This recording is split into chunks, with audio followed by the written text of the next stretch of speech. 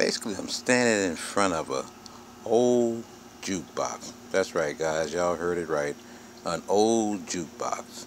And basically, what it is, it's just a wind-up jukebox. It's no electrical, none of that. And I think it was back in the 1800s. I'm gonna kind of like raise up the top of the thing so you guys can see. Oh, that is so beautiful. Look at this. Magnificent.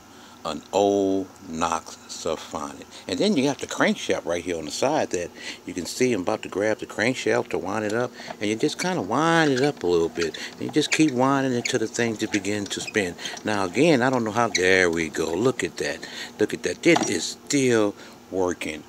1900 jukebox. This is a magnificent piece, you guys, and I just really located it, and I kind of like didn't assess it yet, but I'm just going through it. But I had to show this to you guys. Look at that. That is so beautiful.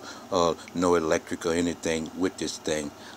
Hey guys, y'all been great on me bringing you this rare stuff, and again, I want to thank you again for tuning in to watch all what I bring to you guys. Hey, anybody want to dance?